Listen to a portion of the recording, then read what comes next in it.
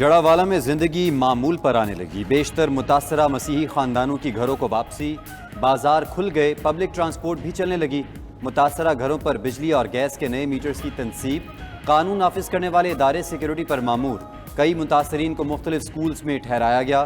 فیصل آباد پولیس نے متاثرین کے لیے ناشتے کا اہتمام کیا، سی پی او نے متاثرہ مسیحی افراد میں ناشتہ تقسیم کیا۔ دوسری جانب جسٹس قاضی فائز عیسیٰ کا جڑاوالا کا دورہ، کرسچن کالونی میں متاثرین سے ملاقات، سانحے میں متاثر ہونے والے مکان اور چرچز کا جائزہ لیا۔ جسٹس قاضی فائز عیسیٰ کی اہلیہ بھی ہمراہ تھیں۔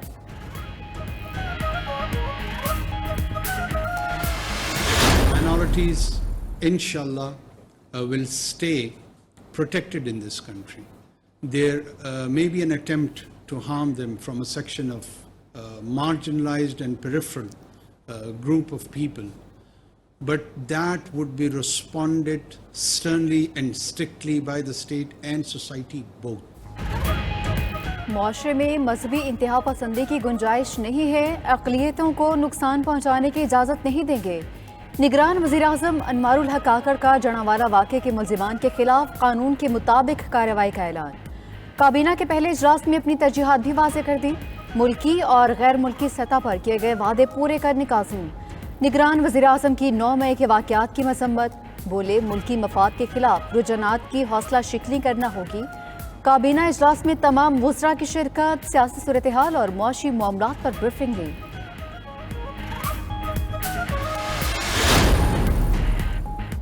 خیبر پختونخوا کی نگران کابینہ نے حلف اٹھا لیا۔ نگران صوبائی کابینہ میں 9 وزراء، 2 مشیر اور 1 معاون خصوصی شامل۔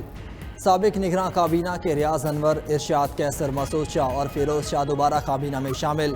نئے وزراء میں احمد رسول بنگش، جسٹس ریٹائرڈ ارشاد حسین، ڈاکٹر قاسم جان، آصف آفریدی، ڈاکٹر نجیب اللہ، عامر عبداللہ بھی نگران وزیر اعظم بن گئے۔ ڈاکٹر سرفراز علی وزیر اعلیٰ کے مشیر مقرر۔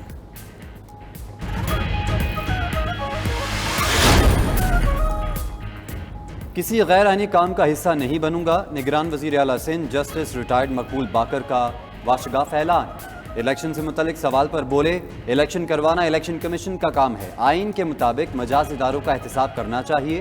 ادھر نگران صوبائی کابینہ کے لیے مشاورت مکمل، پہلے مرحلے میں وزراء کی حلف برداری آج ہوگی۔ 8 سے 10 وزراء حلف اٹھائیں گے۔ ذرائع کے مطابق حارث نواز، ڈاکٹر جنید علی شاہ، ڈاکٹر سعد نیاز متوقع کابینہ میں شامل، رانا حسین، فضل کریم کا نام بھی زیر غور۔ عدالتی حکم کے باوجود شہریار آفریدی کی ایم پی او کے تحت گرفتاری۔ اسلام آباد ہائی کورٹ کا بڑا حکم، ڈی سی اسلام آباد عرفان میمن اور ایس ایس پی آپریشنز جمیل ظفر پر فرد جرم کے لیے 28 اگست کی تاریخ مقرر۔ 2 افسران بادی نظر میں عدالتی حکم کی خلاف ورزی کے مرتکب قرار، عدالت نے تحریری فیصلہ جاری کر دیا۔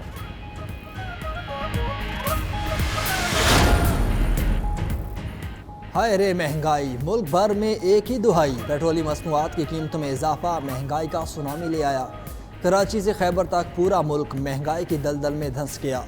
غریب کے لیے 2 وقت کی روٹی کا حصول ناممکن ہونے لگا، متوسط طبقے کے لیے بھی جینا دشوار۔ آٹا، دالیں، سبزیاں، پھل، گوشت، گھی، چاول، مسالہ جات سب عام آدمی کی پہنچ سے باہر۔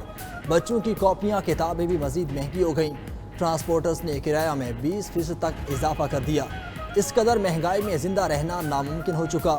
حکومت غریبوں پر رحم کرے، شہری دہائیاں دینے لگے۔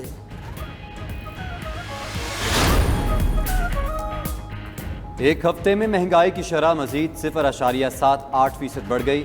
مہنگائی کی مجموعی شرح 27.57% تک پہنچ گئی۔ گزشتہ ہفتے 32 اشیاء ضروریہ کی قیمتوں میں اضافہ ہوا۔ ادارہ شماریات کی ہفتہ وار اعداد و شمار جاری۔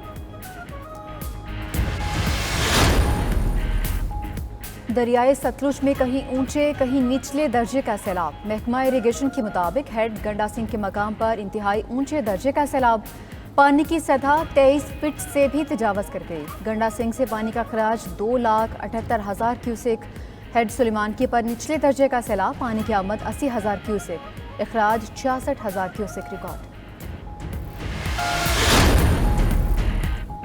قوم مطمئن رہے، الیکشنز وقت پر ہوں گے، چیئرمین سینٹ صادق سنجرانی کہتے ہیں۔ انور الحق کاکڑ کا نگران وزیر اعظم بننا بلوچستان کے لیے امید کی کرن ہے۔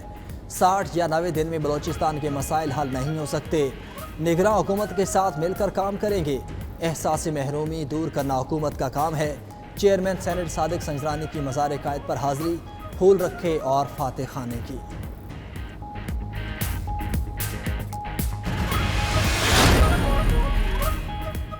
کیا پاکستان واپسی کی تاریخ کا فیصلہ ہو گیا؟ لندن میں صحافی کا نواز شریف سے سوال، بتائیں گے آپ کو نواز شریف کا جواب۔ آئندہ انتخابات میں نون لیگ انتخابی مہم کی قیادت کریں گے؟ صحافی کا سوال سن کر نواز شریف مسکرا دیے۔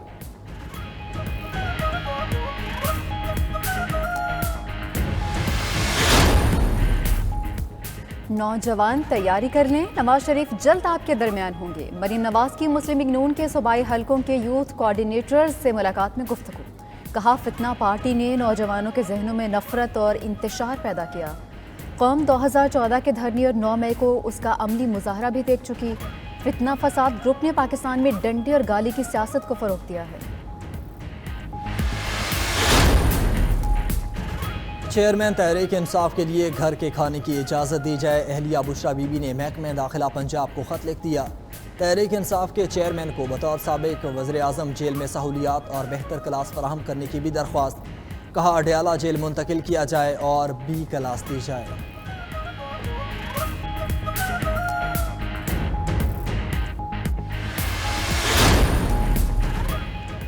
کراچی میں غیر قانونی تعمیرات میں ملوث افراد کے گرد گھیرا تنگ، سندھ بلڈنگ کنٹرول اتھارٹی کے اسسٹنٹ ڈائریکٹر کو حراست میں لے لیا گیا۔ اسسٹنٹ ڈائریکٹر ایس پی سی اے سرفراز جمالی کی گاڑی سے خطی رقم بھی برآمد۔ زیر حراست اسسٹنٹ ڈائریکٹر سرفراز جمالی کو نامعلوم مقام پر منتقل کر دیا گیا۔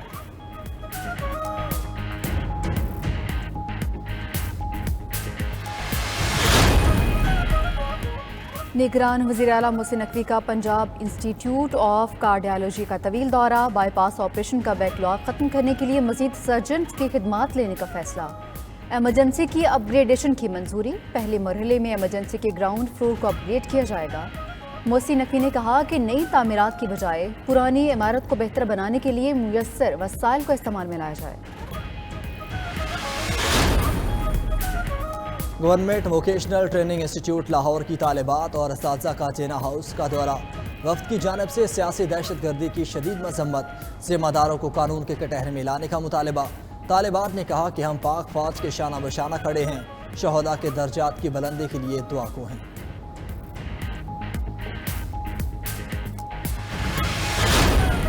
یہ ہمیں منانی چاہیے آزادی، اب ہم غلام تھوڑی ہیں جو ہم آزادی نہ منائیں۔ یہ تو بالکل غلط ہے پروپیگنڈا کہ 14 اگست نہیں منانی چاہیے، 14 اگست تو لازمی منانی چاہیے۔ یہ جو کہتے ہیں آزادی نہیں منائی، یہ غلط بات ہے۔ ہم آزاد ملک میں ہیں، ہم آزاد ملک میں جی رہے اور ہم اپنی آزادی پہ بہت خوش ہیں الحمدللہ۔ ہم نے تو اپنے علاقے میں دیکھا بھرپور طریقے سے 14 اگست بنی۔ ہم کوئی غلام ہے جو جشن آزادی نہ منائے؟ ہم نے بھرپور جوش و خروش سے یوم آزادی منایا۔ آزادی کا جشن نہ منانے کے لیے سیاسی جماعت کی سازش پر عوام کی رائے، کہا ہم آزاد ملک میں جی رہے ہیں اور اپنی آزادی پر بہت خوش ہیں۔ سیاسی جماعتوں کو اپنے ملک سے محبت کو اولین رکھنا چاہیے۔ جنہوں نے بھی آزادی کا جشن نہ منانے کی مہم چلائی وہ ملک دشمن ہیں۔ ہم ہمیشہ پاکستان زندہ باد کے نعرے لگاتے رہیں گے۔ ایک سیاسی جماعت نے پروپیگنڈا کرتے ہوئے عوام کو یوم آزادی نہ منانے کی ترغیب دی تھی۔